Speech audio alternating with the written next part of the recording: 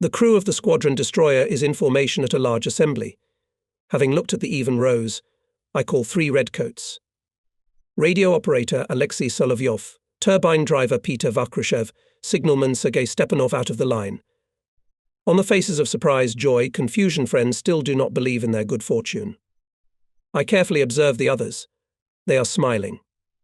Good, kind envy shines in the eyes of the 3 comrades. There are no frowns, no dissatisfied. It means that they approve of our choice. It means that we were not mistaken. And the task was not easy. In the morning, as soon as it became known that the personnel of our ship should allocate 3 people to the land front near Odessa, more than 150 reports were on my desk. I went through these sheets for a long time, read the scanty lines written in neat calligraphic handwriting, then hurriedly, nervously the letters were dancing. Different people wrote, but their thoughts and feelings are the same. Everyone is eager to go to the front.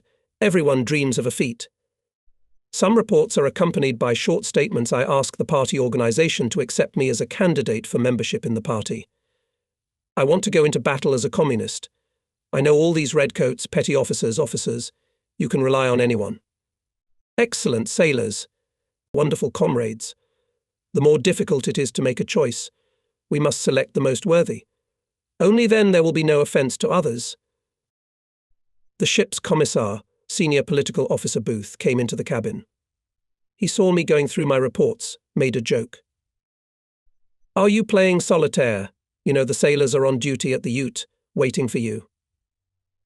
Everyone wants to talk to you personally, to prove that it's him who should be sent.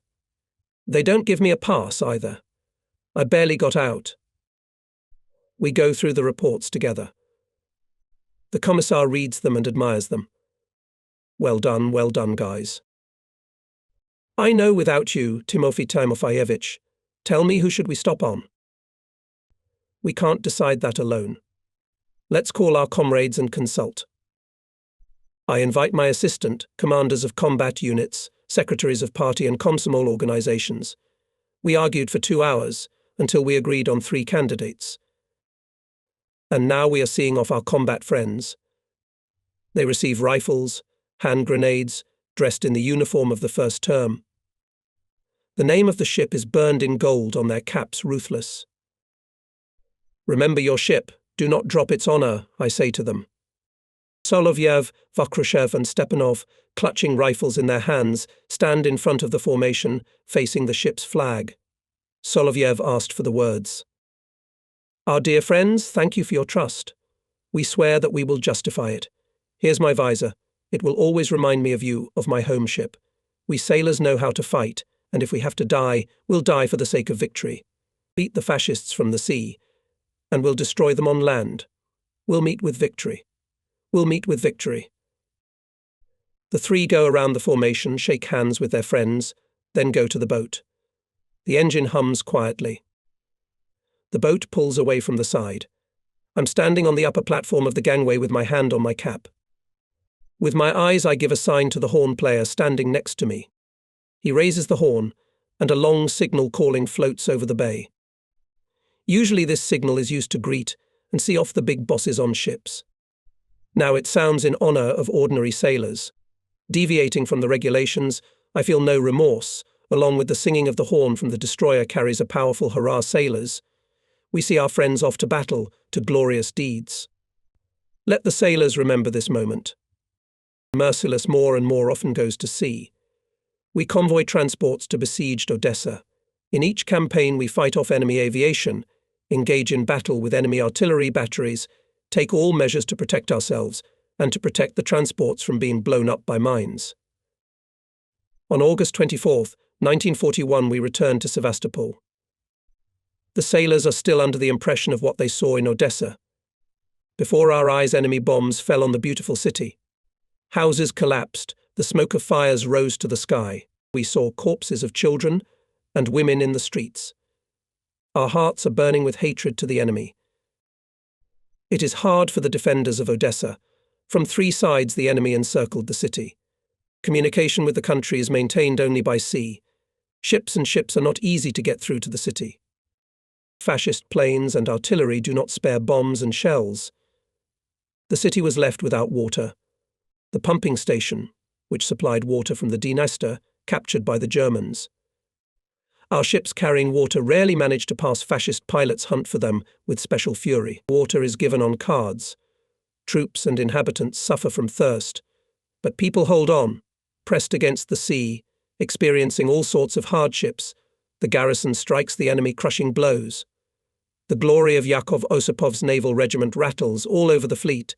Sailors terrify the enemy with their dashing bayonet attacks. We are proud that our ship's envoys fight in this heroic regiment. The name of our ship, Merciless, fully corresponds to our mood. No mercy for the enemy. A barge with ammunition has arrived. Sailors are running down the gangway, bending under the weight of shells. They work in silence. Faces sullen, determined. All are full of desire to prepare the ship for battle faster and back to the sea, to Odessa. In the evening we go to sea. We are followed by 3 transports. They bring troops and gasoline to Odessa. The night passes quietly. The morning has come. The sea is quiet, gentle. But the sailors have stopped trusting the silence.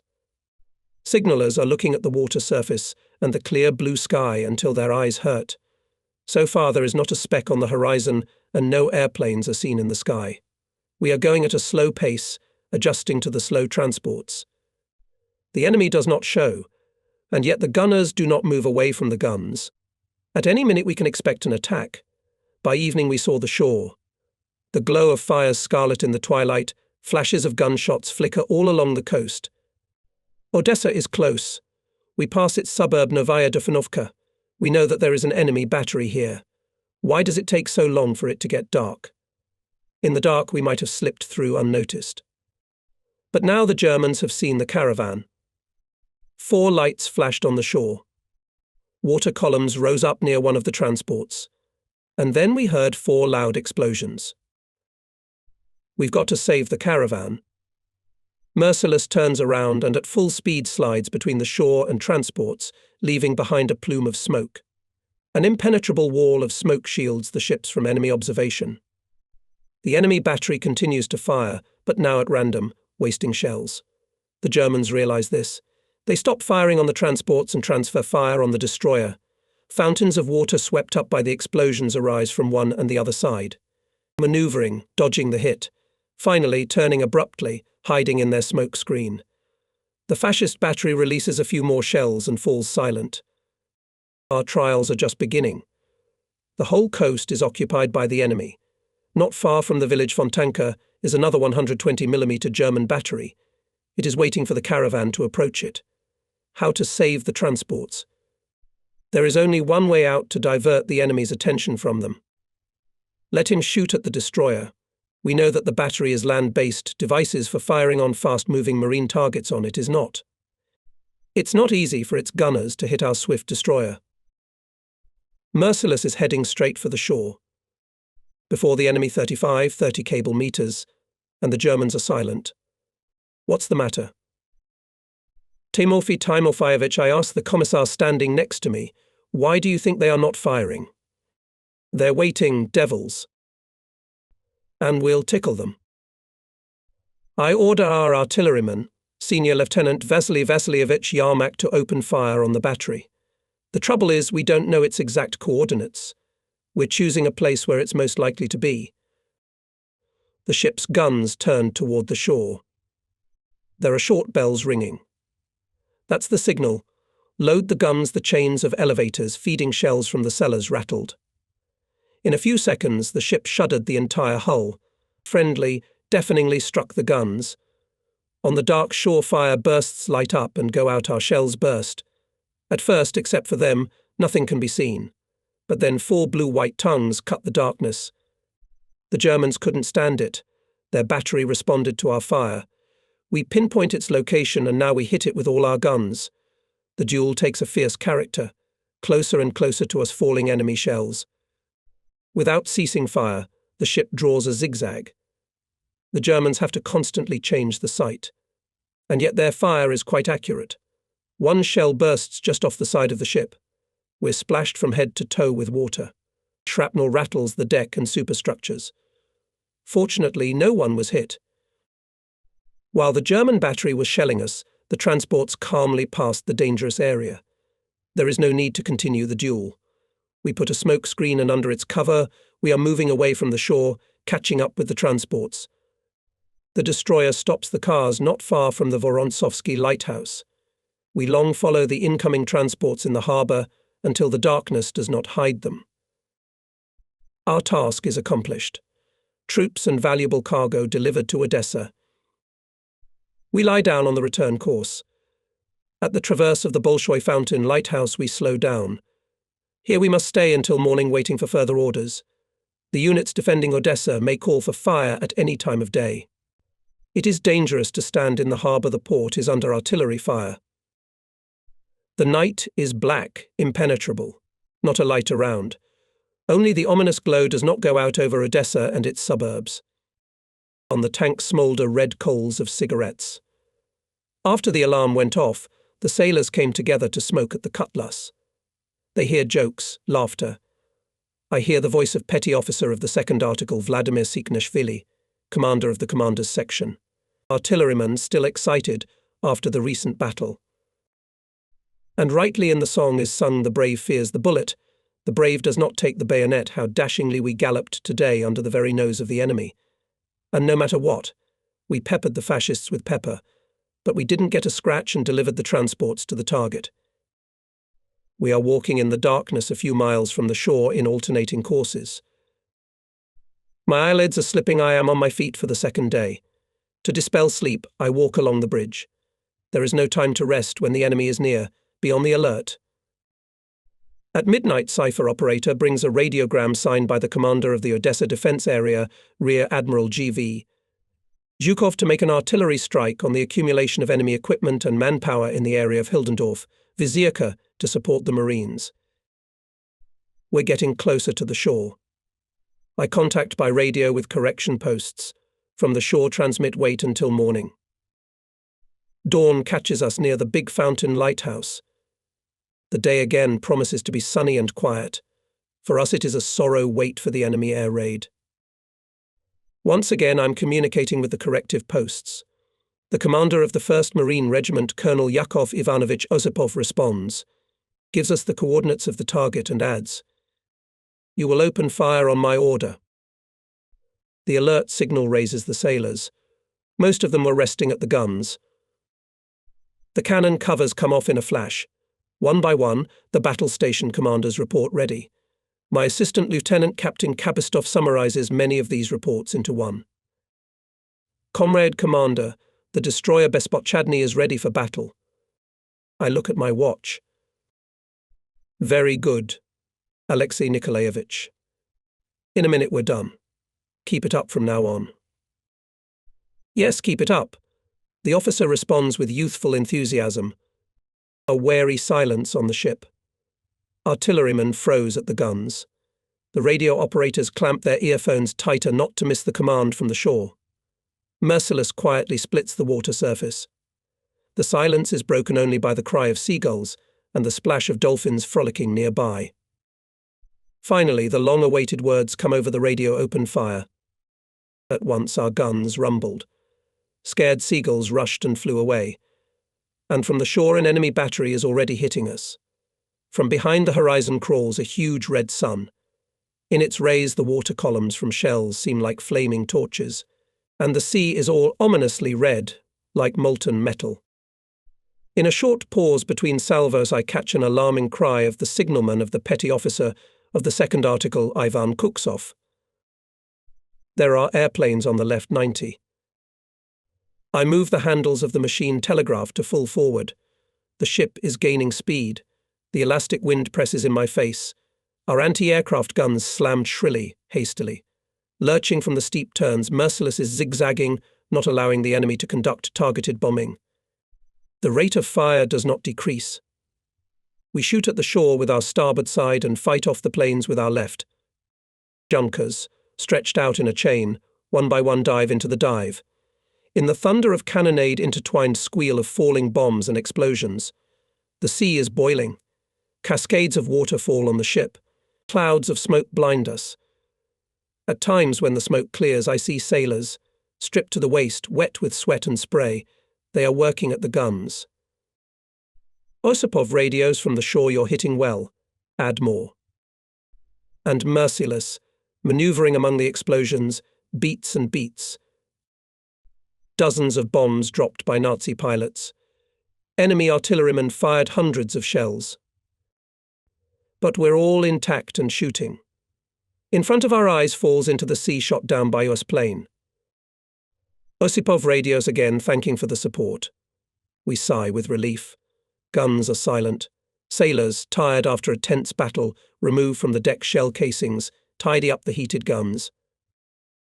For the last time we cast a glance in that direction, where heroic Odessa is fighting the enemy, and take a course to Sevastopol. One more voyage was made, usual in those days for many ships of the Black Sea Fleet. Life demands learn. In Sevastopol returned at dawn. The destroyer refueled with fuel, oil and ammunition. Sailors had a chance to rest a little, and I still have to go to report to the squadron commander on the battleship Sevastopol. I went down to my cabin to change my clothes. With regret, looked at the unmade bed for the entire campaign, has not been able to lie down once. Rear Admiral Vladimirsky met cordially. First of all, he asked about my health. He didn't believe my cheerful answer. You don't look well. You need to rest, so I won't keep you long. Tell me how you fought. I briefly report how the voyage went. Vladimirsky listened, and then poured questions. There seemed to be no end to them. Did you notice at what heading angle the enemy planes were approaching the ship? And at what altitude? In what formation they were flying? How long were they in a dive? How were the bombs dropped since in one run? What was the heap of bombs dropped? How long did the bombs fly from the time they lifted off the plane until they hit the water? And how did the planes maneuver out of the attack? The commander also inquires in the same detail about enemy batteries, about the accuracy of their fire, about the distance at which they detect the ship, and from what distance they open fire on it. I confess that these questions surprised me. How can you think of such trifles in battle? When bombs fell on us, we thought only about how to avoid them. True, something I noticed, Junkers attacked us at sharp angles, approached us at an altitude of about 4,000 meters. This is not enough, says the Admiral. We must know absolutely everything about the enemy. Without it, we cannot win. Cautiously trying to object. On the bridge, command, not research.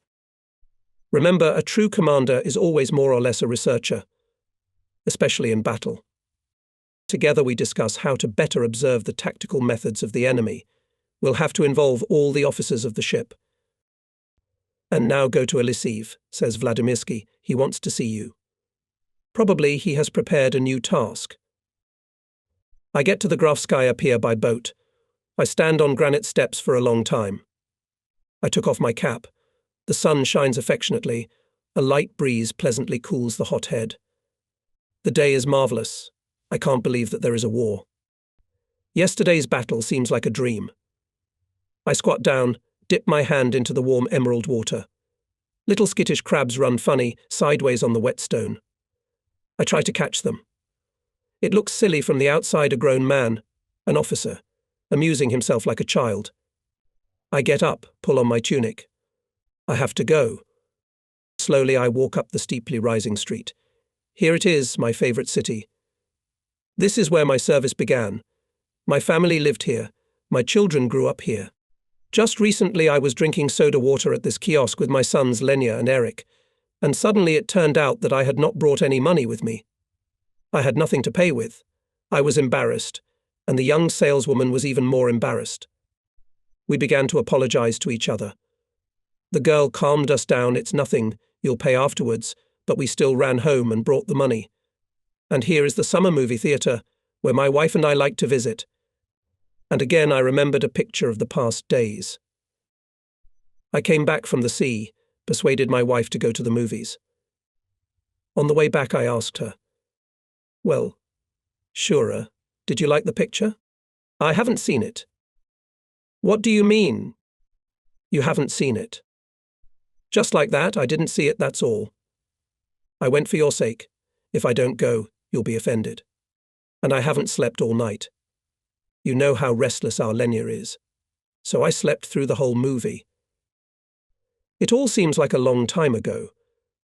There was a city on the seashore, beautiful, alluring. Its streets were filled with noisy, cheerful crowd, especially in the hours of dismissal of sailors from ships. Women in flowery dresses smiled at people in snow-white navy uniforms and tunics. In summer, the whole coast is dotted with bathers.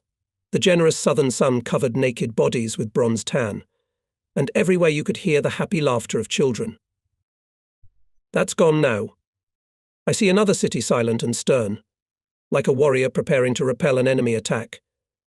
The rare passers-by are anxious, hurried. You no longer see smart dresses, dapper white uniforms with blue collars. The clothes of people became emphasized strict working overalls, soldiers' gymnasies, dark blue flannels of sailors. People are used to war. They are not in awe of the traces of recent bombings, burned and destroyed buildings, sidewalks, torn by craters and piled with piles of rubble. A group of workers and laborers with crowbars and shovels on their shoulders pass by me. Sevastopol residents are building fortifications around the city. Involuntarily add a step. Not to walk now in Sevastopol.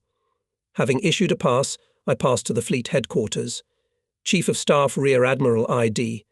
Elisiv, as well as half an hour ago Vladimirsky, inquisitively asks about the campaign, the actions of the crew in battle, the tactics of the enemy.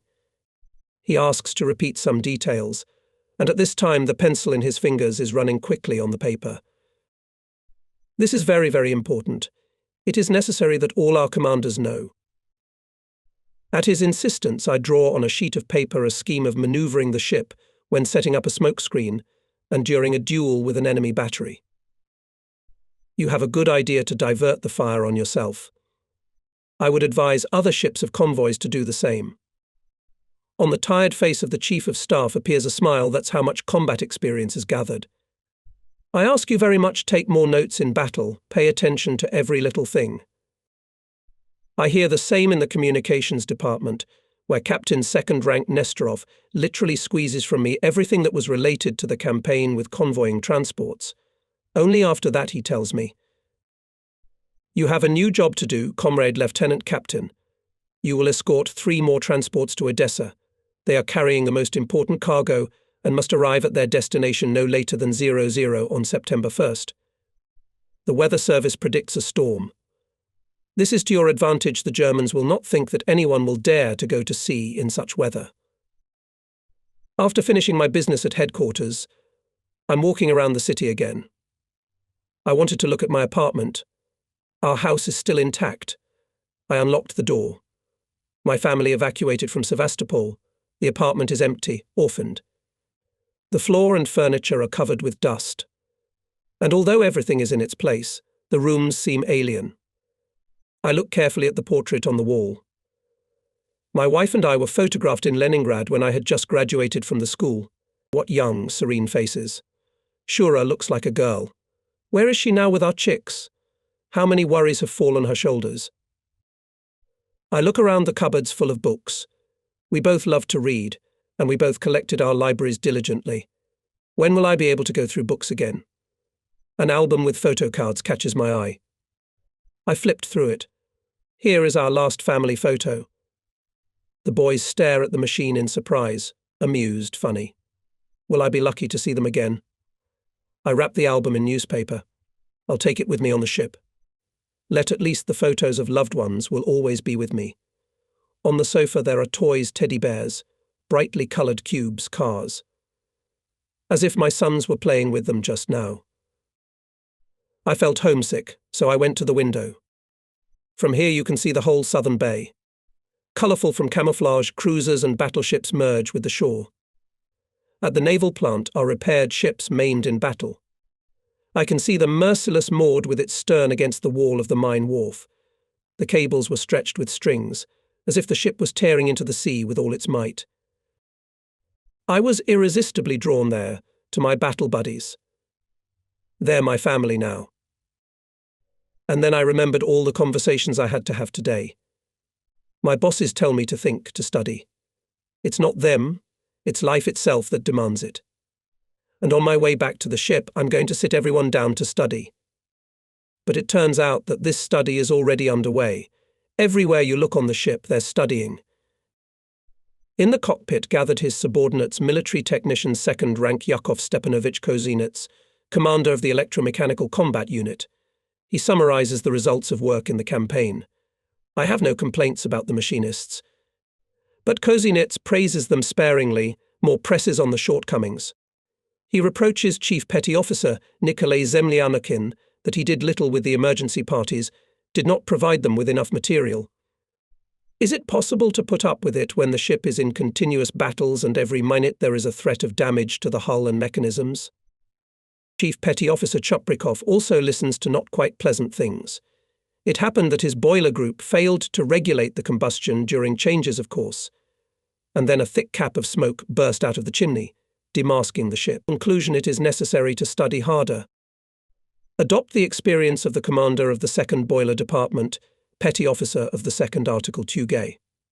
He so trained his subordinates that they, for the entire campaign, did not allow a cloud of smoke. Kozinets evaluates the actions of each sailor of his unit. He urges to study more persistently, to train more. This call in his mouth acquires special persuasiveness. Kozinets did not graduate from the Naval Engineering School. He grew from ordinary sailors to the commander of the combat unit. He independently mastered all the wisdom of the most complex ship technology, and now he is one of the best mechanical engineers in the fleet. He has a large household, almost around the clock works our mechanic, and yet he finds time to study. Look in his cabin. On the shelves are technical literature, drawings. Kozinets constantly thinks how to make the mechanisms work even better, even more reliably, and people have become true masters of their craft. Artillerymen, sailors of the Navigational Combat Unit, torpedoists, bosuns assess the lessons of the campaign. People realize that the success of future battles depends on it. It turned out that not everyone in a dangerous moment held confidently. Young torpedoist Suturin during the raid of enemy aircraft hid under the torpedo apparatus. A case out of the ordinary. But, having thoughtfully weighed it, we come to the conclusion it is not only that the guy did not have enough courage, but also that this man fell out of sight of the commanders. In essence, he had no responsibilities in the battle. If, say, he had been assigned to conduct surveillance, or given a rifle to shoot at planes, the sailor would have behaved differently. How to make every sailor fight bravely and skillfully, not knowing fear and confusion in battle. This is what we all need to think about. After summarizing the results of the campaign by combat units, the commissar of the ship called agitators, we have a lot of them. They can barely fit in the officers' quarters. Booth has been paying special attention to the agitators lately. We're hardly ever in the base, and it's rare to get people together on a campaign. Agitators work directly at battle stations. They influence people not so much by words as by personal example. Excellent, know your business, be brave and resourceful in battle, so that all your behavior served as a model for comrades, says agitators Booth. Everyone listens to the words of our commissar. Sailors had time to make sure of his courage and self-control. In decisive moments, the commissar is there, where the most dangerous, calm, confident. One word from him brings the most unstable. Everywhere he turns out to be necessary. Timofey Timofeyevich knows the ship no worse than the most experienced officers, but he knows people even better. Simple, cheerful, sociable, the commissar knows how to touch everyone's heart. And the sailors sincerely love him. I'm listening to Booth talking to the agitators. No, this is not a briefing, it is a heartfelt conversation between comrades doing one common party cause. Here sit people who are always and everywhere with the sailors in battle, and during the rest, live in the same cubicle with them, sleeping on neighboring bunks.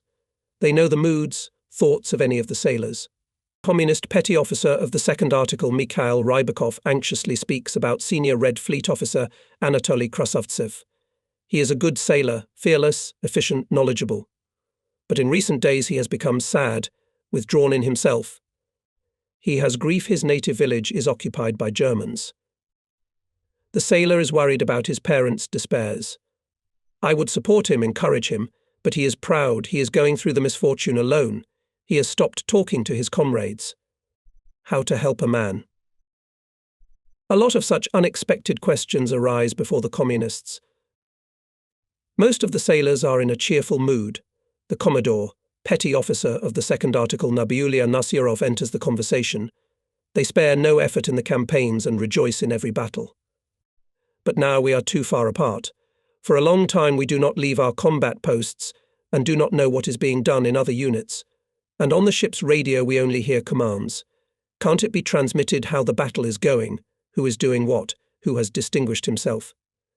It is very important for the sailors. The commissar gently pushes me in the side. Keep up, Commander. And I'm listening to the conversation more and more attentively. The guys say something sensible. We do not use radio broadcasting well, and with its help you can talk to all sailors in the campaign. After all, on other ships even radio newspapers have become a custom. Can't we organize them? We understand that our commanders have more troubles. I hear a soft voice of the turbine operator, petty officer of the second article Mikhail Misko. But they must find time to talk to the sailors. A commander's word means a lot to a sailor in a difficult moment. We forgot about songs, says Rybakov. With the beginning of the war, our amateur songs died. And now it would be very useful. After the battle you want to have a good rest. A soulful song lifts the mood. And we should think about the library. It's bad that the sailors have stopped reading. We should advise them what to read. An interesting book is also an aid in war. We must keep an eye on the barks, I hear a voice in the corner. Now, referring to the difficulties of camp life, they often started to cook in a shoddy way. But food also strengthens a fighter's spirit. Booth is looking at me. How did we miss these things? I used to take little interest in the affairs of agitators. I thought it was enough that the commissar deals with them. Now, listening to them, I realize my mistake. I should consult them more often. In the evening I invite the captains of transports to the Ruthless. All three of them are already elderly sailors, solid, knowing their value. Next to them I feel like a boy. It's good that I know someone among them, Pismeni, with whom we became friends when he still commanded the passenger ship Lenin. And now I have to give instructions to these honourable people, to teach them. I don't know where to start the conversation. Pismeni helps me. He gently places his huge stiff palm on my hand and says with a smile, Grigory Pudovich, don't look at our years. Let's teach us. The old sailors listen attentively to my story about the last campaign. Together we are leaning over the map, determine the route of transition, the order of actions in case of an enemy air raid. We agree on signals and tactical numbers of ships in the marching order. To confidently hold the line, the head in the Kielvatanoy column put the most slow-moving transport. We leave tomorrow at 9:00. Speed 10 knots. We part as good friends. The captains trust me, have no doubt that the merciless will not leave them in trouble, will be able to protect them. And I am confident in the experience and skill of the old sailors, and that they will exactly fulfill my every signal. Such faith in each other is vital in a convoy. Crew rest. Duo. Sailors who are free from watch and duty rest. Each uses these hours in his own way. Some write letters, others ponder the chessboard, others fight dominoes. In almost every cabin you'll see a sailor with an accordion. Quietly he brings out his favourite song, and his comrades, surrounded by him, as thoughtfully, intimately sing along. Junior political officer Ivan Grigorievich Noskov comes down to the 5th cubicle. He sits down to the table where several sailors are writing letters. Red Fleet Mikhail Sharapov approaches him and asks in a whisper, Comrade Junior Political Officer, can I write to my family how we beat the Nazis at Hildendorf and how their airplane was shot down? You can, answers Noskov, and describe in detail how you yourself acted in battle. You showed yourself well. The sailor's face blushes. No, it's inconvenient to talk about myself. Well, leave a few lines at the end of the letter.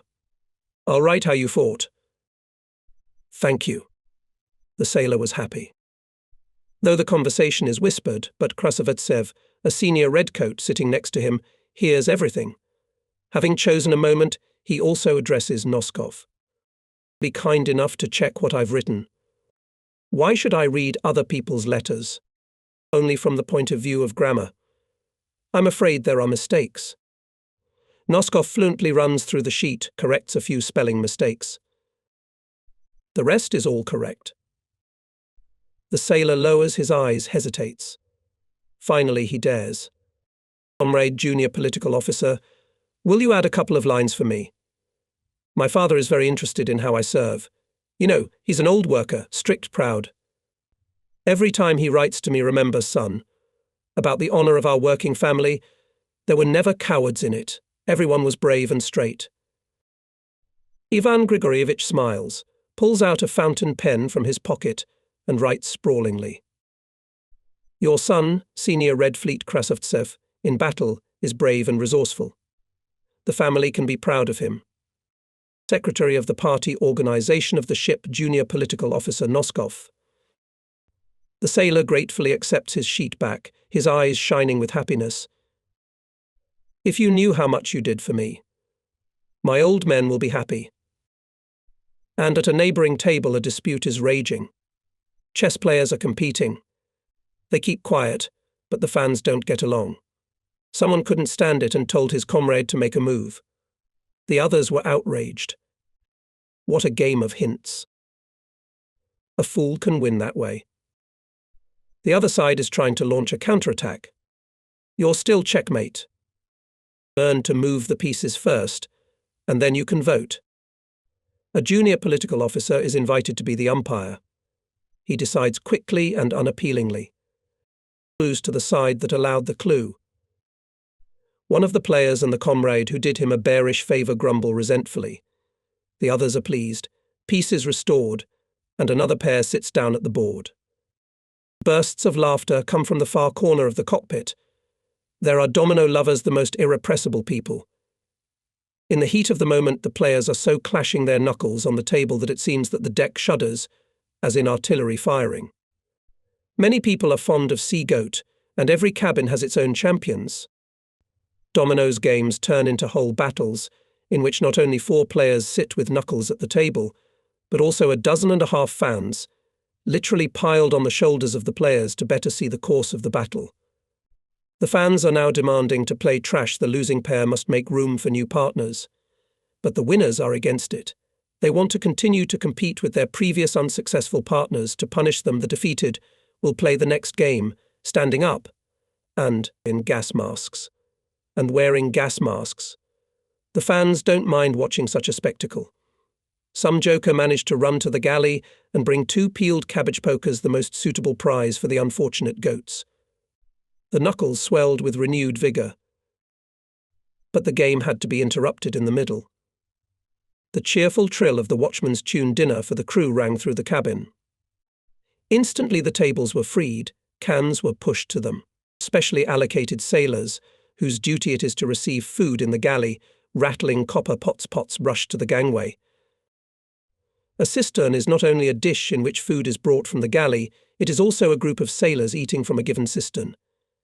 Each tank has its own number, its own duty officer, who during the week delivers the food, distributes it, washes the dishes. The position is quite responsible and hectic.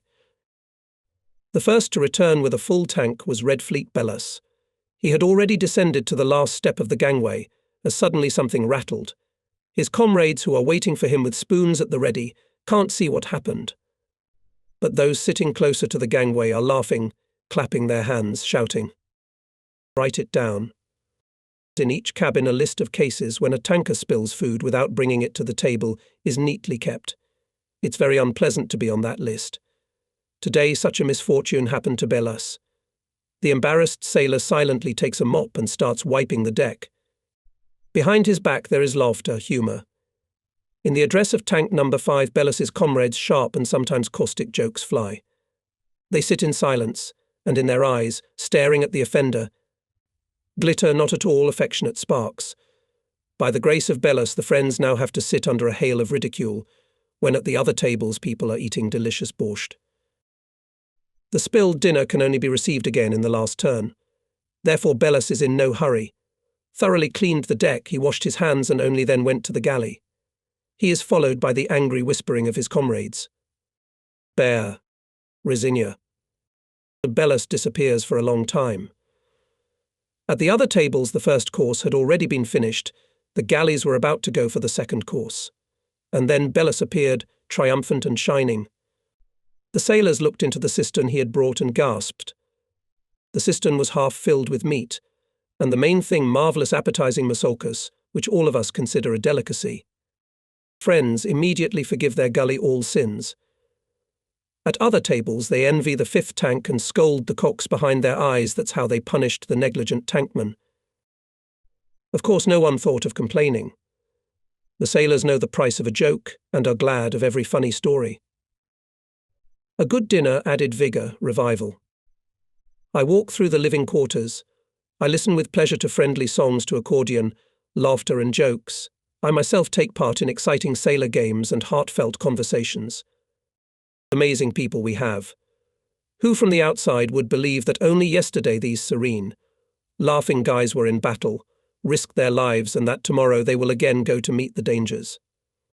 No hardship or privation can break the spirit of men who can laugh so light-heartedly between battles. In the storm. I got up early. The crew was still asleep. On deck I met the Commissar and Kabistov. Together we decided to check the ship's routine. In the Navy it is so customary in any conditions the uniform organization of service is observed. Whether it is peacetime or war, life on the ship flows measuredly, obeying strict regulations. And now we are watching the wake-up. Some malfunctions did not escape Kabistov's keen eye. During the wake-up, some of the watchmen did not turn on the light. The bilge men were late to give water to the wash basins. Electricians did not start fans in time to ventilate the rooms.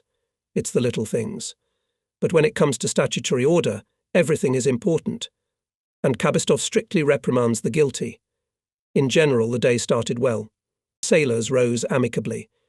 After breakfast at the signal, make the ship ready for battle, and march, all rushed to their places. The wind is getting stronger. Even in the bay, destroyer begins to sway decently. I invite the officers to the wardroom, familiarize them with the combat task.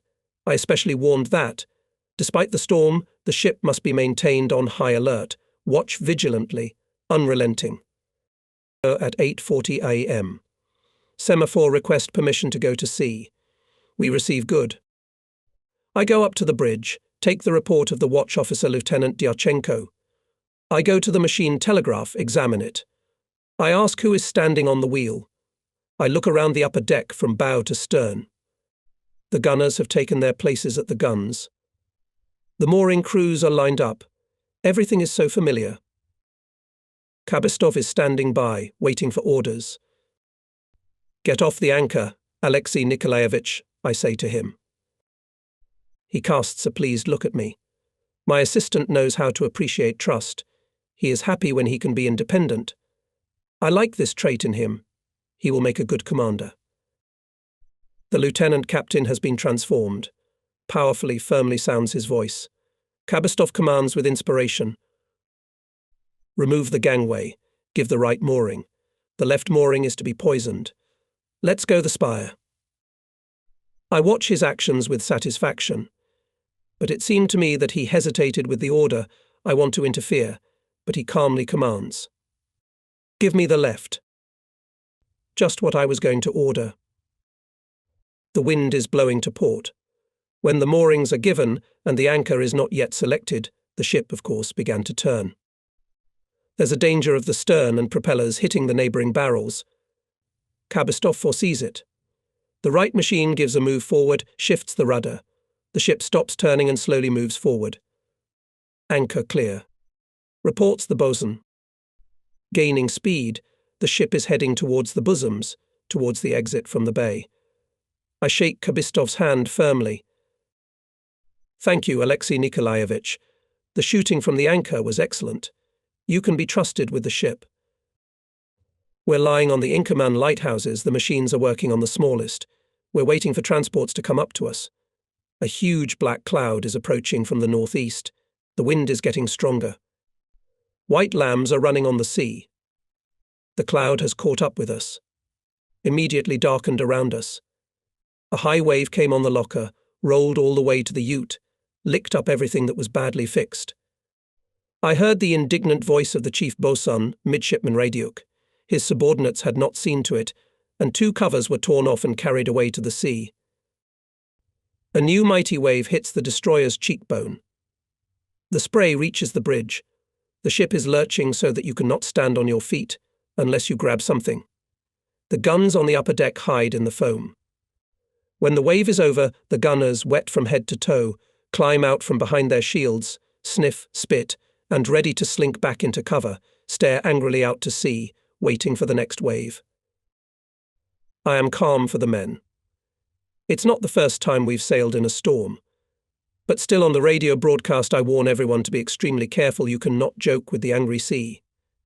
Kabistov, pulling his cap over his eyebrows, goes around the ship, checking once again whether everything is securely fastened. Artilleryman Petty Officer 2nd Article Sikneshvili on the rostra, struggling with a large tarpaulin cover. Boiler machinists, having removed the cover from the chimney, stacked it badly. It was good that Sikneshvili came up and grabbed the tarpaulin when a gust of wind tore it from the roasters. In a cloud of spray, the petty officer, leaning his whole body on the unruly cover, rolled it up and tied it to the banquet. Kabistov, who was nearby, praises the artilleryman, and then reprimands Mechanic Kozanits for his oversight. Doesn't it embarrass you that the artillerymen are forced to save your property? Transports are approaching. As agreed, they are lined up in a keel column, one after the other. Merciless goes ahead 10 cable meters from them, drawing a zigzag first turn to the left at 60 degrees, then at the same angle to the right, and so on without end.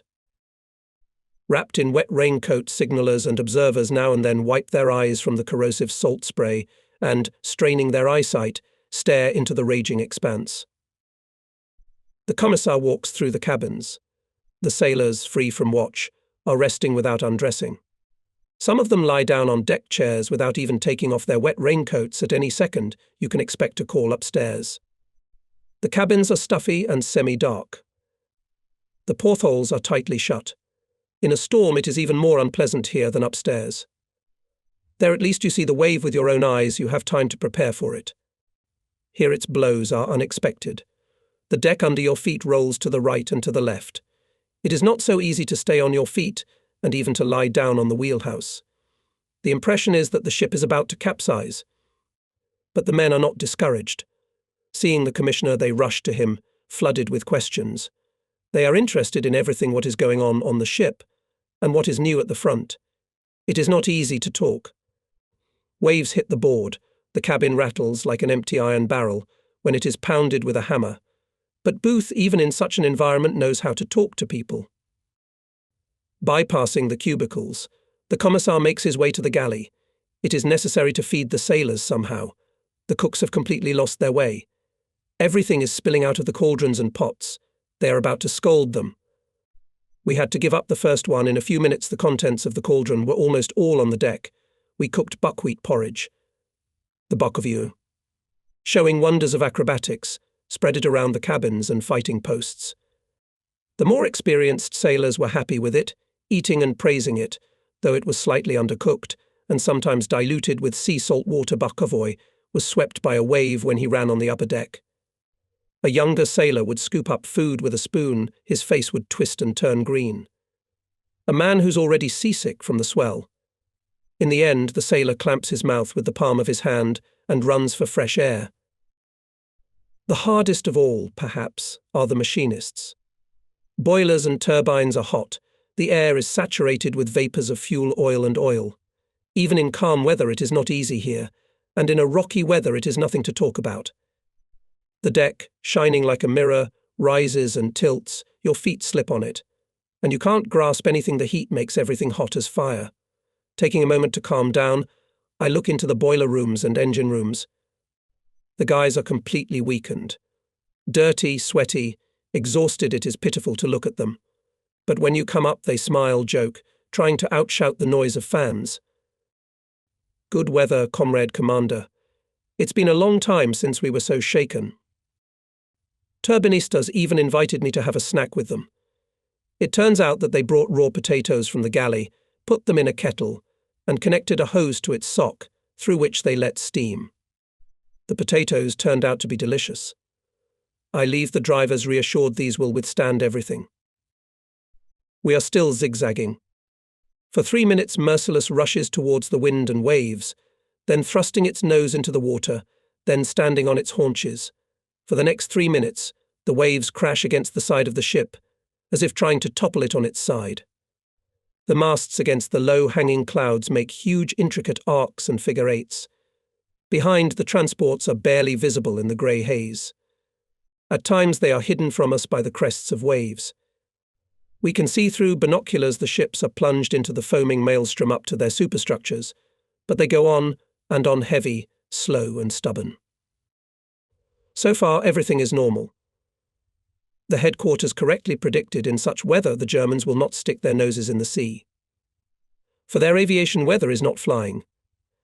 Our caravan follows without incident. It's getting dark. At night, the wind whistling and waves crashing are even more deafening.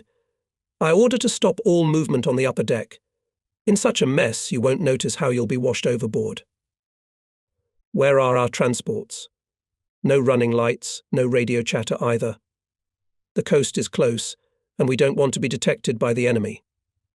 Several hours passed in pitch darkness. At last a light flickered timidly in the distance. Comrade Commander, through the wind noise I hear the report of Navigator Bormotin. We can see the lights of Odessa lighthouses. In 3 hours, or exactly at 00, we will be in Odessa. And again we see the bloody glow over the fighting city. The light of the fires is reflected in the clouds. The sky itself seems to be red hot. Sailors cannot take their eyes off this terrible picture. Forgotten fatigue, nausea and headache caused by exhausting rocking. We exchange signals with the transports by means of a shaded lantern and bring them to the Vorontsov lighthouse. In the light of the fires we can now see the ships. One after another, struggling with the wave, they slip past us in black shadows. I thank the captains for an excellent voyage together and wish them further success. We are not entering the port. We remain in the waiting area. At slow speed, we're being tossed around even more by the waves, but no one seems to notice the rocking now. The dawn of Odessa makes sailors forget about their own misfortunes. By dawn, the sea began to subside. Merciless at slow speed maneuvered a few miles from shore. About 5 o'clock in the morning, when it was still quite dark, from the shore adjustment post transmitted the coordinates of the target a significant concentration of enemy vehicles and tanks. The enemy is preparing to attack. Immediately give fire, says the radiogram. Merciless lies down on a combat course. Navigator Senior Lieutenant Bormotin hastily makes calculations, informs the commander of the artillery combat unit course angle and distance to the target, agree on the point at which the ship will open fire. Based on this information, the central post determines the data for firing. Senior Lieutenant Yarmak went up to the command Dela post and keeps his eyes on the stopwatch. We're going at 10 knots. The navigator's target point is approaching. We're coming up. 5 minutes left, warns Konstantin Ivanovich Bormotin. The guns are slowly turning, pointing their barrels at the invisible target. 3 minutes left. Yarmak orders to load the guns. 1 minute left. The gunners fix their eyes on the faintly glowing dials of the targeting devices, trying to align the arrows more accurately. On point. The navigator's voice is so loud that it echoes throughout the bridge, and immediately from the command Dalnomir post follows Yarmak's order. Fire on the German invaders. Bright flashes blind the eyes. The ship shudders. For a moment we are deafened by the rumble, then we hear the distant rustle of our shells. And at once there is dead silence. It seems that the turbofan engines have become less noisy. We can't see the shore in the darkness, but everyone's eyes are fixed on the target. The radio operator, positioned with a portable radio near me on the bridge, transmits to the correction post we have fired a salvo. Report the results. How long seconds can be sometimes. I hear Yarmak asking for the second time what was the setting of the sight and target. His excitement is understandable at such a distance. If you make a slight mistake, you'll hit your own men. It's no sin to say that I feel uneasy too. I'm fumbling on the bridge, smoking cigarette after cigarette. I couldn't stand it. I went into the navigator's cabin, looking at the map. The navigator with a trembling voice proves to me. I checked my calculations again. Everything is correct. Here's our position, here's the target. Distance and heading angle are accurate. Then I realize we probably look funny with our fears. We should calm down ourselves and calm people down. With a smile I say to the senior lieutenant, "Why are you so worried? Only a little time has passed, and do the math, the shells flew 41 seconds to the target, then the adjusters have to determine the place of their fall, the amount of deviation, and only then tell us the correction. All this takes time. We'll wait, and there is nothing to worry about." With these words I leave the navigator's cabin. On the bridge everyone looks at me questioningly. I walk around as calmly as possible, trying to show by my appearance everything is going as well as possible. But I myself have a cat on my heart. "Comrade Commander," shouts excitedly radio operator. "Corps post gives proofreading 1 less, 2 right, move to defeat." Honestly, not only people, the whole ship breathed a sigh of relief. Yarmak from the height of his pigeon house gives commands so that it makes your ears ring. Having made adjustments in the installation of guns, the artillerymen open a barrage of fire with intervals between salvos of 6 seconds. "You're hitting right in the middle of the enemy column," radios the shore. "Good shooting. Well done." On the battle radio broadcast, I pass this message around the ship so that everyone can hear. The agitators were right. I'm convinced now how it inspires people. Sailors at the cannons do not spare no effort. In a few minutes, we fire 150 shells at the enemy. From the outpost, they say cease fire. Thank you very much from the Red Army and Red Fleet. You have perfectly fulfilled your task. The Germans are fleeing. When I read out these words in front of the microphone, there is a loud hurrah in response. Everyone shouts, both those on the upper deck and those working in the inner rooms. Meanwhile, it's already dawning. The sky is clear, not to miss the raid of enemy aviation. Much messed up, the Germans merciless, they will try to take revenge on him. And the coast sets a new task to open fire on the centre of the village Hildendorf, where the movement of enemy troops and equipment is noticed.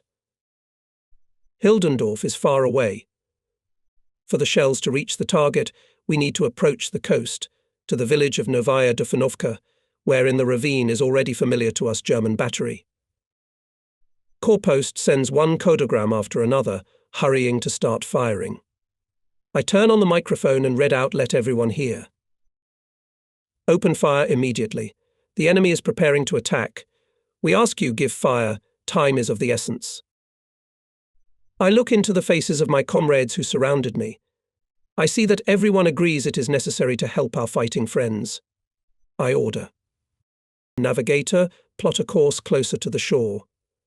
Senior Lieutenant Bormatin warns. It's dangerous, Comrade Commander, because they're not only from guns, but from mortars and machine guns can fire at us. I know, Navigator, but our friends hope for our help, and we must help, no matter what it costs us. The shore is getting closer and closer. So far, it's silent. Apparently, the Germans don't want to decloak themselves early. Merciless came to the right distance, turned sharply to the right, lay on a combat course, reducing the stroke. The navigator reports. At the point. We're making firing salvos. Corps post records good, we're going in for the kill. Sailors at the guns are straining all their strength. The pauses between salvos are reduced to a minimum. Adjusters report shells are hitting the target. At this time, the German battery began to speak.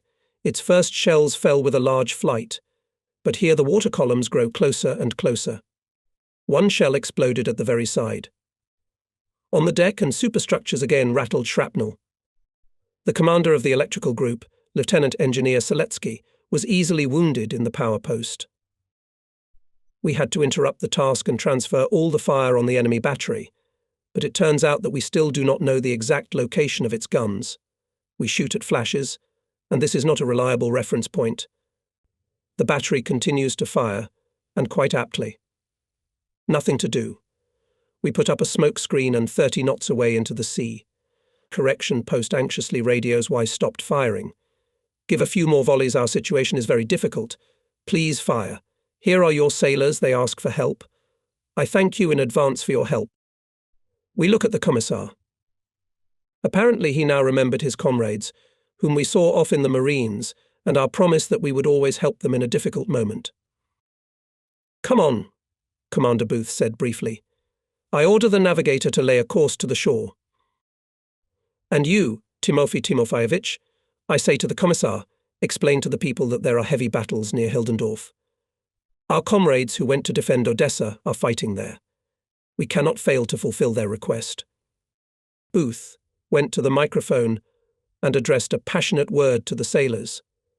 In conclusion, he said that the command is confident in the steadfastness and courage of the crew. Merciless approached the shore and again opened fire. Immediately behind the hill flashed pale flares. The enemy battery began to hit the ship. While its shells were falling with underflight, we tried to fire as many shots as possible. The sailors forgot about fatigue. Despite the frantic rate of firing, they had time to write on the shells with chalk for our Soviet motherland, "Death to the invaders." People did not pay attention to the explosions near the board. It never occurred to anyone that these explosions could damage the ship, kill it. To shoot, shoot and shoot, one desire was in everyone. From the corrective post reported that the apparatus has a former radio operator of our ship, Alexei Soloviev.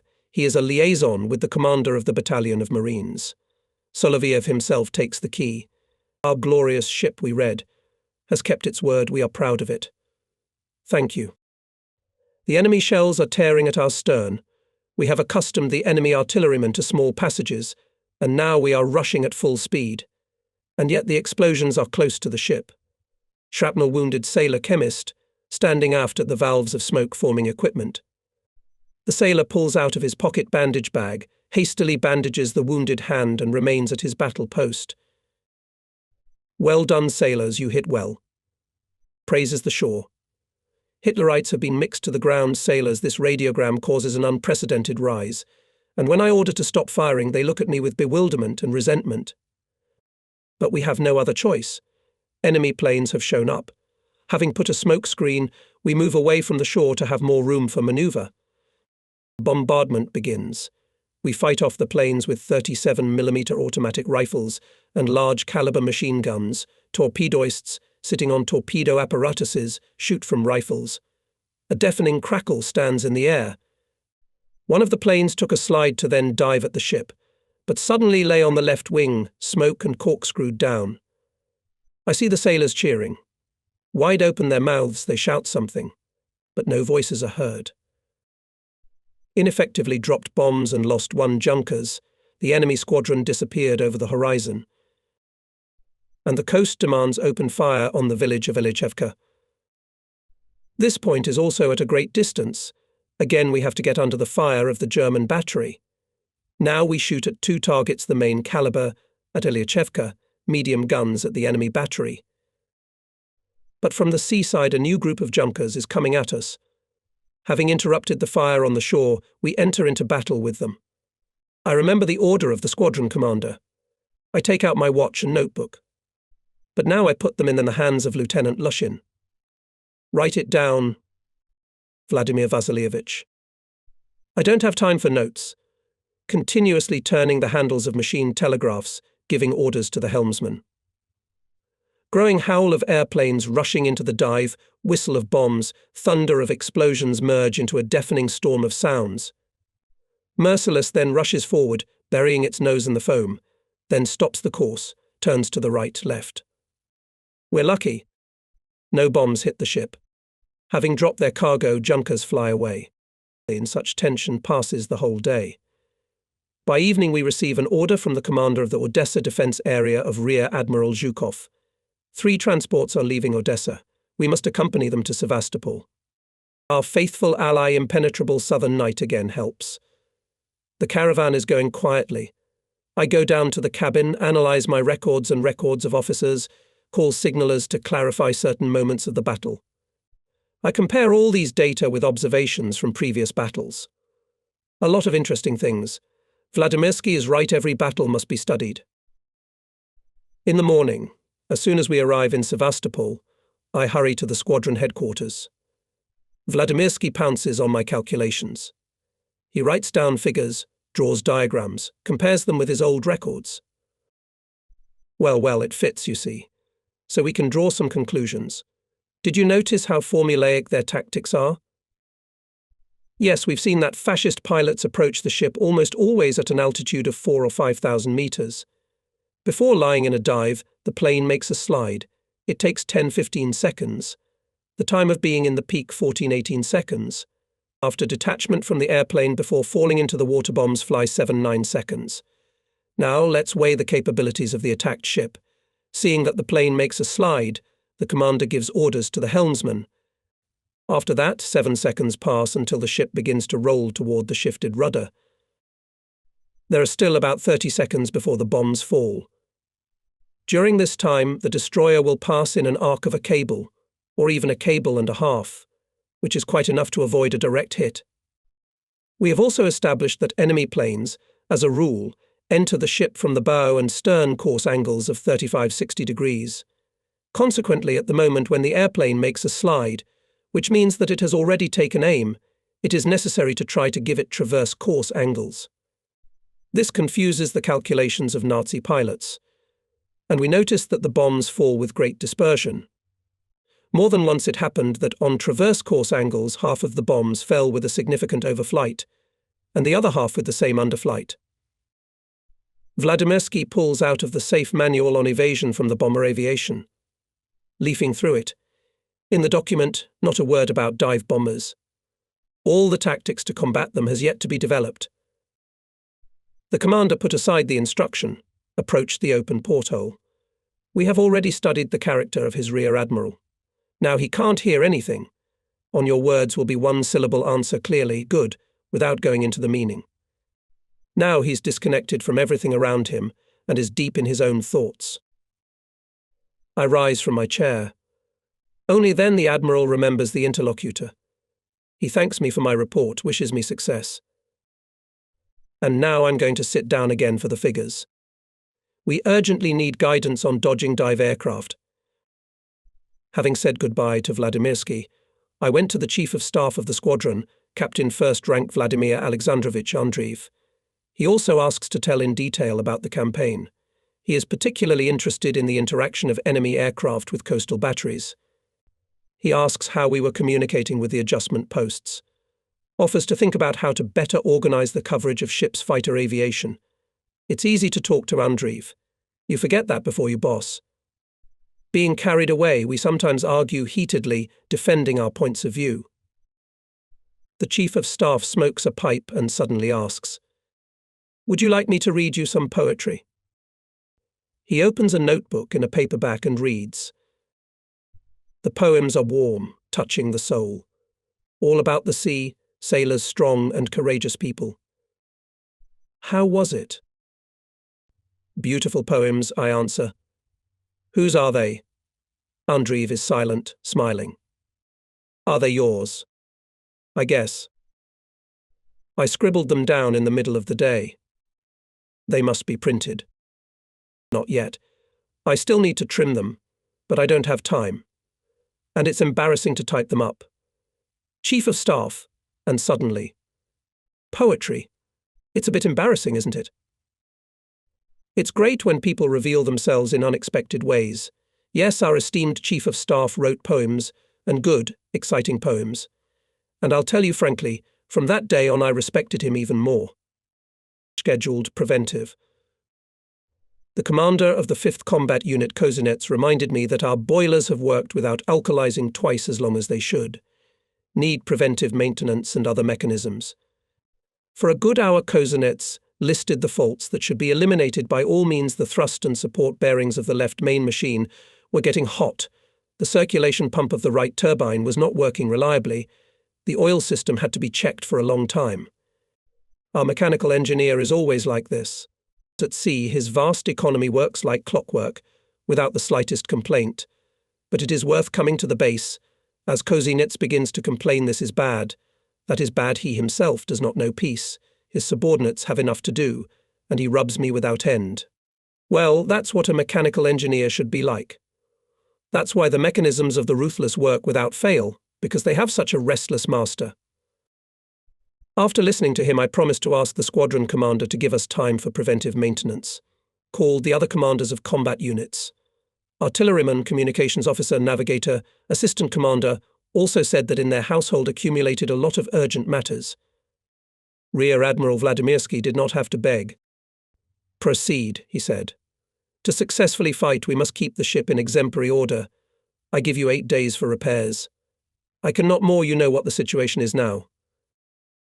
An open party meeting was held, which was attended by almost all the sailors of the crew. The repair of the ship was perceived as a combat task. To work in a frontline manner, this thought permeated every speech. 8 days was an unprecedentedly short period, but it did not suit us. The meeting decided to complete the repairs in 5 days. Communists will be at the most responsible sites and will show an example of selfless labour. Indeed, it is necessary to work more with people, literally with everyone.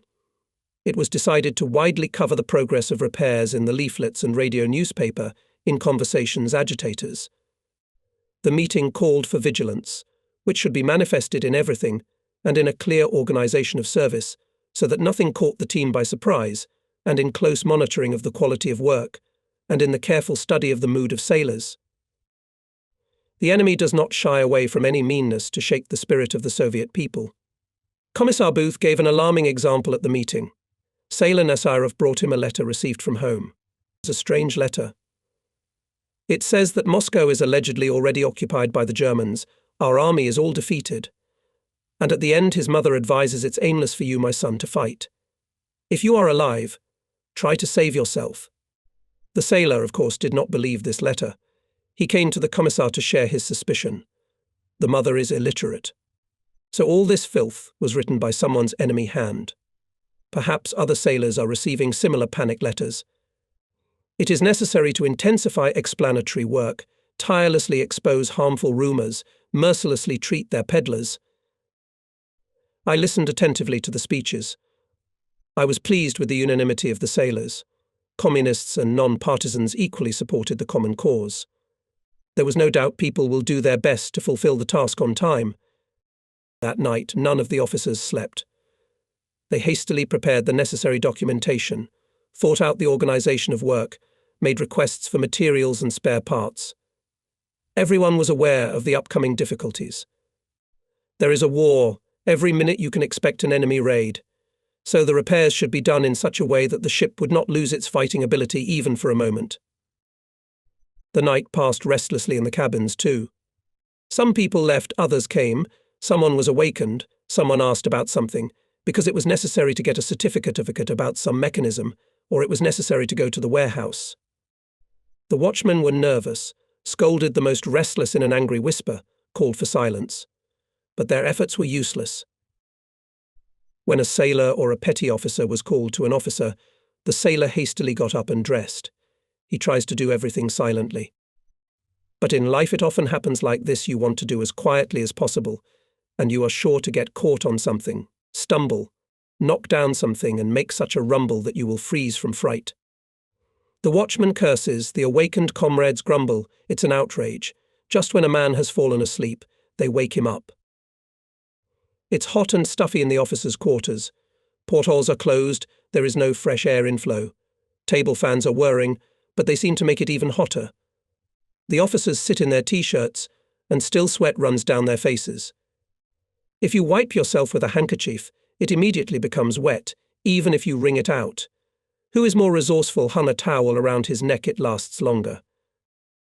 By morning the preparation for repair was finished. The officers, without undressing, lay down to rest. The sailors, who were painted by the instrument makers for the officers' quarters, tiptoed to the porthole, opened it, and left immediately so as not to wake up the tired commander. They whispered at their comrades in the corridor. Quiet. Ours has been working all night. Let him get at least a little. A little sleep. Call. An hour and a half later the officers were already on their feet. It was necessary to arrange people, to familiarize everyone with the task. At breakfast, Kabistov warned that if the sailors appeared on deck without doing anything, the bosun would take them away and put them on general shipboard work, washing and painting of boards and superstructures. The bosun will always have something to do. The officers looked at each other understandingly. The assistant commander does not throw words to the wind, so it may happen that the sailors will be at the disposal of the bosun when the units are already short of hands. The sailors of the bosun's crew were working in the paint shop on the tank. Ensign Radiuk decided to prepare a lot of paint in advance, so that it would be enough to paint the whole ship. Every now and then he came to the superstructure, putting a glass with fresh paint on it to its surface. He adjusted the colour. Bending over the hatch, he ordered his subordinates to add azure or black. Having diluted the paint, the bosun left a young sailor in the paint shop and went to drink tea. How could our economic bosun know that many people were just waiting for it? The commander of the department of the first machine, petty officer of the second article Misko, having seen off the midshipman with his eyes, immediately went to the paint shop and very politely addressed to the young sailor, "May I have some advice on the painting business from you, as an expert?" The flattered first-year sailor was terribly pleased, and Misko already asked him to go to the roasters, to look at the chimney, what to do with it. Should I scrape off the old paint or leave it? If to scrape off, how much dryer and paint will be needed? Not anybody, but the chief machinist came to bow to the young sailor. The first-year sailor has got his nose up, pretending to be a first-class expert. He moved away from the pipe, squinted his eyes, then took a cord out of his pocket and began to measure the area of the surface to be painted. Misko helped him, respectfully questioned him, admired his profound knowledge. Meanwhile, machinists and artillerymen were managing in the paint shop. The capacious paint tank was quickly emptying. The ship knew that no one knows how to prepare paint better than the chief bosun. They also knew about the stinginess of midshipman Radiuk. No matter how much you ask for, you won't get anything. So we had to resort to this, though not quite plausible, but the most reliable way of extracting precious paint. After drinking tea, the chief bosun, wiping sweat from his face, in the most complacent mood went to the half-boat and suddenly saw a sailor machinist with a cauldron in his hand jump out of the paint shop. Radiuk grabbed the kettle, looked at its contents and rushed to the paint shop. One can imagine his fury when he found the coveted tank empty. A hail of curses was hurled at the grimy brigands. The midshipman immediately ran to Kabistov, complained about the robbery in broad daylight, asked permission to go around the cars and take the paint. The assistant commander laughed. "So our bosun will soon be stripped, and he will not know." On Radiuk's request to allow him to search the engine rooms to take away the paint, the lieutenant captain refused and ordered to dilute the paint again.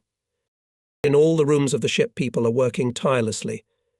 Dirty, sweaty machinists in the cramped corridor of the shaft line are beating over the thrust bearing a complex and precise device weighing more than 1 ton. Grinding and banging are in the boiler rooms. Sitting in the furnaces and collectors of boilers that have not quite cooled down yet, sailors are scraping off soot and scale with scrapers. These are like chimney sweepers. A man looks out of the hatch, only the whites of his eyes shine on his black face. Every 50 minutes there is a break. The sailors rush to the half-bank to smoke. Here at these minutes there is noise, laughter. Sailors once again savour the details of how the machinists stole the paint from the paint shop.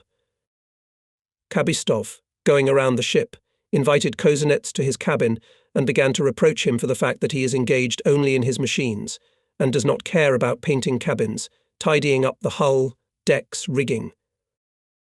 "You are ready to put everything on us," Kozinets parries, "but everyone should do his own work. By the way, you talk about painting the cabins, but you don't give us any paint. Our sailors have to steal it from the bosun." "No, we don't teach them to do it, but the situation forces them to do it."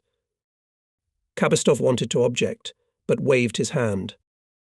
"I can't argue with you mechanics anyway. My cabin is located in the superstructure, and its portholes overlook the half bay, where you can hear the argument of young officers who went out for a smoke. Lieutenant Engineer Husik, commander of the movement group, is of course on the side of his superior Kozinets.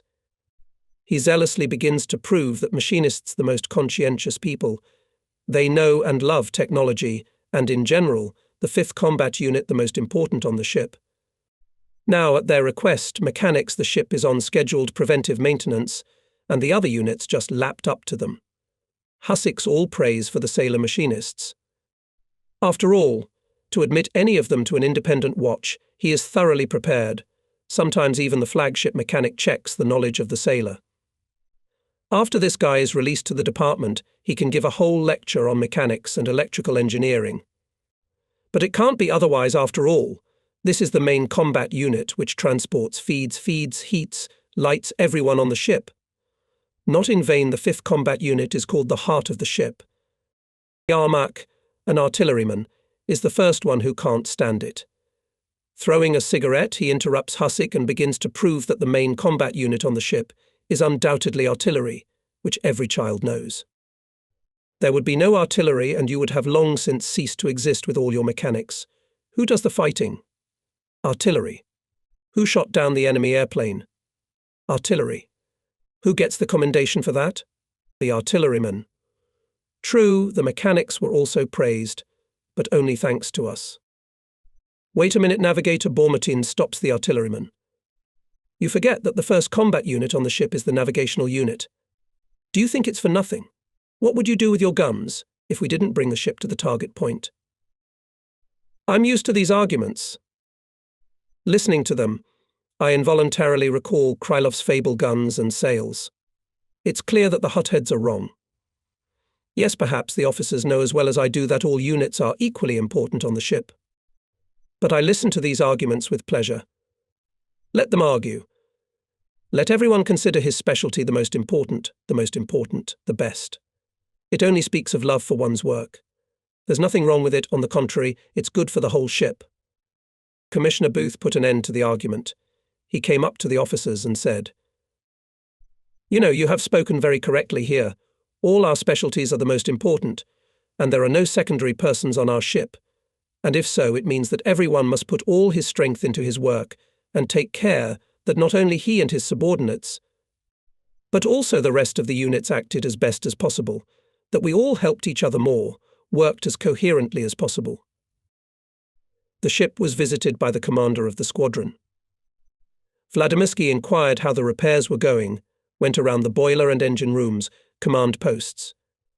Having heard that the sailors undertook to make repairs in 5 days, the commander asked, "Will not such a hurry affect the quality of work? Look, it is better to delay a day or two, but do everything properly." Booth and I assured him that there was no reason to worry. People are putting their hearts and souls into the work. "Actually, I can only welcome the decision of your sailors," Vladimirsky said. "I can't wait to see your ship back in service. Things are bad near Odessa.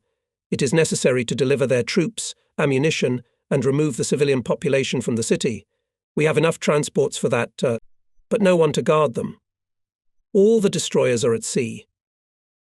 In the evening during dinner, I visited the machinist's cabin. Sailors sat closely at the table, ate in a hurry, as if someone drove them. But often the spoons froze in flight and dropped back into the bowl, because their owners suddenly jumped with laughter, clutching their stomachs. The culprit was Chief Petty Officer Vakulenko. He sat on a couch near the table and told funny stories. He was a master of storytelling. He would tell such stories that he would make the most serious man laugh. I noticed that in other cubicles during meals there was general chatter and joking banter. But here at the table we can hear only the voice of the Chief Petty Officer, interrupted by bursts of friendly laughter. Vakulenko alone speaks. The others only listen and press the borscht. Our Chief Petty Officer is a cunning one, whispers a day sailor to me. He speaks and speaks, but he doesn't give it to the sailors on purpose, so that they don't get distracted and have dinner faster. After dinner, according to the daily routine, we should have a rest, but the sailors return to the disassembled mechanisms. It is even harder to work in the evening. The ship is darkened, so all the portholes and hatches are closed. The heat is infernal everywhere. And then there's the power outage. The ship's power station does not work, the diesel engine is under repair, and from the shore the current is coming in or not. We work with emergency lanterns. What light from them? Woe. and yet the sailors are working. At midnight, Kabistov, and I summarized what we had done during the day. I listened. There's banging in the engine room. What's the matter? They've been playing the roll call for a long time. Let's go take a look. In the first engine room, in the dim light of the battery lantern, we saw the bowed figures of sailors. What are you doing here? Kabistov asked sternly. Who authorized you to stay here at night? The sailors were dumbfounded, silent. Petty Officer Misko appeared from behind the refrigerator. Comrade Commander, he says to me, if we rest, we won't assemble the shunting valve in time. We'll finish it, then we'll sleep. In the boiler rooms we also caught people. Here they are preparing to bath the boilers. This is the most labor-intensive work. Each water heating tube of the boiler must be cleaned with a special scraper on a flexible hose. And there are hundreds, thousands of such tubes. Here commands Junior Political Officer Noskov. He explained the night vigil simply. If we don't work round the clock, the repair will drag on for 2 weeks. And then we can't lag behind the turbine operators. We'd better let them keep up with us. LT. Golkin tracked me down. We need to check the equipment of the central artillery station. It used to be repaired only at the factory. And now there's no such factory in Sevastopol. Should we call in workers from another factory? But when will they get here? What to do? Can you manage? I asked the officer. We'll manage. Oh. Open up. It wasn't easy for me to say that short word. The central firing machine is more complicated and precise than any clockwork. That's why there are seals on every box. To remove these seals in peacetime was allowed only to specialists of the plant, and that after observing a number of formalities. Now our sailors are digging in the mysterious boxes, who had never even looked into them before. I couldn't sleep. Already at morning I went down to the central artillery post. The sailors are trim, strict, all in clean working clothes. The tips of cambric napkins peek out of their breast pockets, only they can wipe the gears of the finest mechanisms. The entrance to the room is tightly closed, so that not a speck of dust could not penetrate from the outside. So the work went on for a day, second, third. Sailors engaged in repairs at night, with difficulty put to rest in the daytime. Having slept for 2 or 3 hours, they returned to the mechanisms. In 5 days the ship was ready to go to sea. The commander of the squadron, having accepted my report, ordered to declare gratitude to the whole crew. Now you have to try out the mechanisms? He asked. Good, you'll go out on patrol today. In the evening on the destroyer again sounded the signal ship to battle and march ready. We left the bay at slow speed. Only Kabistov is on the bridge next to me. The rest of the officers are all downstairs listening to the mechanisms, checking the readings of the instruments. We on the bridge are also silent, straining our ears, trying to guess by the vibration of the hull and the noise coming from below whether everything is all right. I give medium, then full throttle. Reports are coming to the bridge the machines are working normally, weapons are in full working order. So we can fight. Again and again we test the mechanisms in different modes. Meanwhile, the upper watch is looking into the night. After all, we are on patrol performing a combat mission. Watch service is special. It consists in the fact that the ship vigilantly controls the specified area and in case of detection of the enemy reports about it to the command, if necessary, enters the battle, trying to delay the enemy until the approach of reinforcements or trying to lure him to our mine positions. The commander on watch calculates the ship's courses so as to provide the maximum range of vision, using both the bright part of the horizon and the moon track and other circumstances that facilitate observation. It is advisable to change observers more frequently to avoid eye fatigue. Before the observer goes to his post, he is kept in a darkened room so that his eyes become accustomed to the night gloom. Special attention is paid to light cloaking. The ship is darkened so that not a single ray of light breaks through, not a single spark escapes from the smokestack.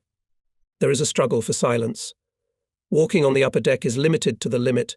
Turbofans work at low speeds. The most important concern of the commander is the constant combat readiness of the entire crew. Ammunition has already been fed to the guns. The crews are at their battle stations and can fire at the first signal without waiting for the alarm to be sounded. Officers are silently going around the battle stations, checking how the men are keeping watch. We have to take into account that the sailors are tired during the busy days of repair. It takes tremendous willpower to keep the tired men awake in this languid silence. A young signalman stands beside me. He is leaning on the rail with his night binoculars to his eyes. But when I looked closer, I realized he was asleep. Standing and sleeping. I took him off watch. At other times, I would have punished him severely, but now I couldn't. The guy had worked for several days without rest. Oh, and the night is getting darker and darker. You can't see anything within 3 cable meters. I looked at my watch. Only 2 hours we are at the position. Time flows agonizingly slow. Staring into the darkness, we quietly talk to Kabistov. The aide is suddenly interested in my biography. Hours like these are conducive to frankness. Even a dry, taciturn man like my assistant. Grigory Pudovich, I've been looking at you since college. Why did you turn grey so early? Admittedly, I was a little confused by this question. To gather my thoughts, I began to fill my pipe and handed the kit set to Kabistov. Where did the grey hair come from, you ask? You and I have had a hard life. You, Alexei Nikolaevich, had a hard childhood too. Your father, as far as I know, was killed at the storming of winter. The large family was left on the shoulders of your mother, a worker in a weaving factory. To help her, you started working as a child. You were able to study after the Civil War. And my childhood was cold and hungry. In the 14th year my father was taken to the front, the family was left without a breadwinner, and it was big 7 children. I went to the mine as a teenager, taking coal out of the drifts on sledges. Do you know what it is? You put on a sled and crawl on all fours in the dark, stuffiness and dust. Then I became a slaughterman. You work all day with a pickaxe, and the contractor pays you a few kopecks, and you don't have enough for lunch. One day we were swamped.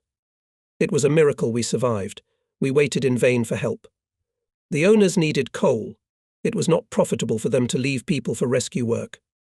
We dug ourselves out like moles. It was scary to look at us people from the other side of the world. That day the owner did not pay us a penny, because we were not mining coal, but saving our lives. That's how I lived. Already under the Soviet power I learned what a school is. I'm sitting in the 1st grade with kids. They tease me, Daddy, it was hard. I went naked and undressed, but I studied. The Soviet power didn't leave me in trouble. Helped me to become a man. Now you and I are on the bridge of a warship. We have higher education. We and our families have found real happiness, and we defend it in battles. We fight for the fact that our young men never again grade in their 20s. In the morning, Ruthless returned to the base. Mechanisms of the ship worked flawlessly. The destroyer was ready to fulfill new combat missions. Return to base for sailors is always a holiday. The war overshadowed it. Sevastopol is now austere and harsh. Streets are blocked by barricades, dug trenches. Passers-by are few. People are working in factories or digging fortifications around the city. More and more often raid on Sevastopol enemy planes. And yet, entering Sevastopol bays, we still feel the joyful excitement. On the ships standing at the piers, flags are flying congratulations on a safe return. We wish you further success in combat, comrades are greeting us. The family of sailors became even more friendly. Now, even in the base, we almost never part with the ship. On it now passes our whole life. In the evenings, the officers of the squadron gather in the wardroom of some ship, have a friendly conversation, recall episodes of combat campaigns, share experiences, argue. The soul and organizer of friendly meetings is the commander of the squadron. Rear Admiral Vladimirsky and Brigadier Commissar Semin almost every evening invited to his battleship to the commanders of ships. Such meetings give us a lot. Over tea I once told about the ingenuity of our anti-aircraft gunners. During the reflection of the attack of enemy planes, so hot gun barrels that it was time to stop firing, and suddenly I saw sailors pulled up fire hoses and poured water on the gun barrels. This method of cooling the guns was not provided for in the instructions. But it helped in the battle, the firing didn't stop. And then it turned out that dousing with water increases the service life of the barrels. Still, I have doubts we are acting contrary to the instructions. The commanders were interested in my story, and Vladimirsky, with his usual straightforwardness, said, "Well done, sailors, and we will correct the instructions." During conversation strongly got some of us, if in battle we acted ineptly or poorly set up the service on the ship. I had to blush more than once. Once, returning from a campaign, we moored at the wall next to the destroyer Boykim. In order to prevent the ships from hitting each other, the officer on watch ordered to put out Krantz wicker cushions protecting the ship's hull from shocks, and forgot about them. In the morning we moved away from the wall and looked the whole side of the buoy. It was covered with cranes, but we had none. The commander of Boyki, Lieutenant Commander Godlewski, is standing on the deck of his ship, waving his hand. "Don't be sorry for the cranes. They were yours and now they are ours. It's not customary to return when you've already received the good to leave, so I had to part with my property." I told Kabistov off. He just twists his head guiltily. I don't understand how it happened, but it was simple. Godlewski bypassed his ship at night, and at the same time and looked out for his neighbour. He chose the moment when there was not a soul on our upper deck, and ordered his bosun to untie our cranes and tie them to the leering posts of Boyki. At tea in the presence of the commander, I jokingly complained about Godlewski's prank. I wish he hadn't done it. The bulkheads of the battleship's huge wardroom seemed to shake with laughter. "What a watch service you have," came the cheerful voices. "Look, next time Georgy Fedorovitch will borrow your cannon too." I was ready to fall through the deck. I was consoled by the fact that Godlewski also got it that time, and not so much for the story with the cranes, as for daring. Georgy Fedorovitch was not a bad commander, brave, resolute, but not too hot. If he had his way, he would approach the mooring to the wall at full speed. How many times Vladimirsky punished him for that? Godlewski gave me back the cranes. Actually, he and I are friends. All destroyer commanders are connected by a strong friendship. Each helps his comrade as much as he can, and in battle, any of them will not spare his life to help his neighbour. But this does not prevent good, useful competition. What commander does not try to make his ship the best? Communication between Crimea and the rest of the country is difficult. The Germans are about to cut the railroads. Our sea routes are under continuous attacks of fascist aviation. Commander of the Black Sea Fleet Vice Admiral F.S. Oktyabrsky, the Military Council of the Fleet, the City Party Committee called on sailors and the population of Sevastopol to mobilize all local resources for the needs of defense. The city is equipped with underground workshops for repair and manufacture of weapons. At the cost of enormous efforts, supported the activities of the naval plant, repairing warships. Enemy bombings destroy the shops. People die at the machines. Workers under the bombs rebuild the destroyed. The factory doesn't stop for a single day. Now, even in the base we feel ourselves in battle.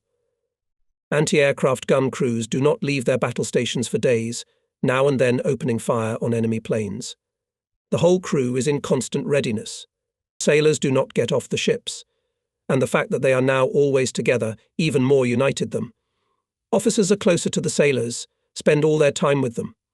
A unit commander is rarely in his quarters. He is either on deck, or in the cockpit, or on combat duty, always among his subordinates. The officer has grown into the sailor family. This is a big deal.